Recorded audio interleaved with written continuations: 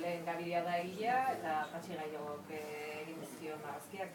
Aipatu behar da testua, Mikel Zarate haur eta gazte literaturako iazko sariduna izan zala. Eta, Sagusar bildun honetan darako iruditu zitzaigun. Honek oso bestelako tonua eta registroa dut, nire usteet parre egin arazten dela gehiago, kar horrekin. Ez dakit, kaso realistagoa, ez dakit, aukeratu da gaian, izan buruan desinteresatzen da, ez? Aitatasunaren ondoren, aurrak etxean izan ondoren, ikustezina bihurtzen da gizon baten pasadizoak kontatzen dira. Badakit Julenek historia hau bereziki... Autobiografikoa da. Horren beste esan behar behar ez esan bezu. Autogoretan esan dago, informazio bila gara hortizteak baita ere, kasu berean dauden edo egon diran aitei eta galdetuz, eta hau da emaitza. Nik uste nahiko emaitza divertigarria bintzat, irakurrentzat, nik ezagite esperientzia bera nolako izan da. Eta zuk ere historia hori zortzen nion, historia zuri zerbait zortzizun, eta azkenean ikui honetan bukatu dut, nik uste irakurren goza izango dela, Patxiren marazkin batean. Esperientzia egia esan desdramatizatu egin behar da, ez bestela jartzen bazara horretara, apur bat, saiakera egin nahi baduzu, edo pentsamendu sakona egin nahi baduzu liburu honekin egin daiteke, baina nik uste dut barregarria izango litzatekeela badaudelako beste ikusezintasun batzuk askoz ere larriagoak, ez dakit, nik liburua idazterakoan esate baterako burura etengabe neukan etortzen zitzaidan esan, emakumeek lanean izate duten ikusezintasuna, ez? Orduan, ezin duzu parekatu eta ezin duzu aldarri bat egin liburu honekin, ez? Horregatik egin dut gazteentzako gauza bat.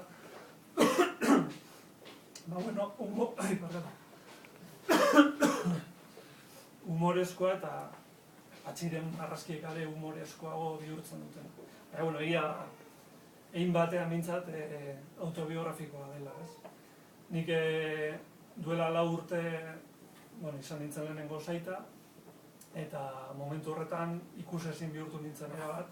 Gaur egun ere jarraitzen dut, egunero badaude horran detaileak eta herrian adibidez badago emakume bat, egunero kurutzatzen gara berarekin asko nagusietani eta berari hitz egiten dio eta bera gurtzen du, ni ez nago ikusten, ez dakit, ez? Hori da detaile txiki bat, gero badago adibidez medikoaren erasoa zenean, horrei apur bat auzo pena edo ematen dute, bere aldetik, ez? Beti amari hitz egitea eta sudor zaude, azkenean esaten duzu bat duala bera, ez? Eta oraindik inkietanteena, denetatik inkietanteena eta liburu honetan pare bat aldiz agertzen dena da umei hitz egiten dietenean eta galderak egin eta ume jaio berri eta atzo bertan adibidez ludoteka latara behar nuen alaba txikia eta gantze torri zitzaigun bat eta zizitzaigun galdezka, ez? Eta nora joan behar duz, nora zoaz, eta ze ondo hor, beste ditzen, badaude galdera batzu erretorikoak, ez? Ze ondo zoaz, norra? Umeak ez dizu sartan erantzun behar, galdetzen bari oso nora zoaz, egoera tensoa bihurtzen da batzutan, ez? Zuk ez baduzu erantzuten, isiltasun oso deserosoa egiten da, eta erantzuten baduzu oso egoera patetikoa da. Bien artean aukera egin behar da. Nik hasieran erantzun egiten nuen. Eta gero erabaki nuen ez erantzutea eta emakumeak, normalean emakumeak izaten direlako, geratzea hor bere barakarrizketa horretan. Humorezko kontua da, humorez hartu dugulako, ez Patxik eta biok. Baina, gero atzean badu bere irakurketa, ez dakit, nire baduzu soziologikoa eta beste hain bateratakoa, ez?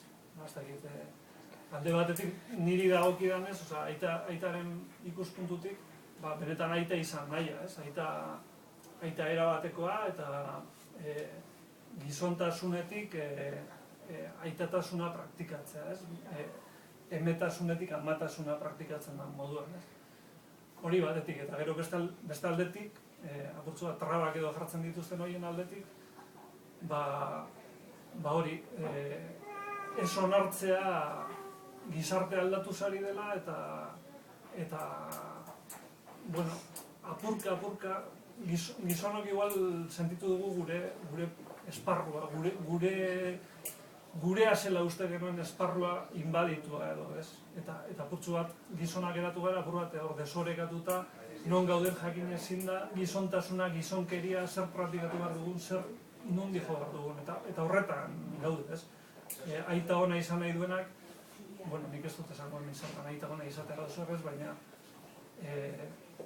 tasun horri heldu nahi dio, ez? Eta oraindik ere badaude, bueno, aitatasuna eurentzat sakila sartu eta horra amaitzen den gauza bat dela, ez? Badaude batzuk. Haurentzako literatura. Nik ontsasen behar nuen, gerak ez komentatu daitekela liburua, helduei baitaren aitei, igual hortikuko dutelako beren zera bat. Eta, bueno, hori, ez? Aitatasuna beste zarrai dala, ez? Denporan aurrera doana eta jorratu behar dana gizontasunetik eta ez dakit, gizarteari nolabait aurre eginaz, ez? Zure lekua topatuz eta nire kasuan bintzat, alabentzat dena eman, ez? Praktikamente, ez? Negarra eragin gura eta hortxe utziko dut, ez dut jarraitu.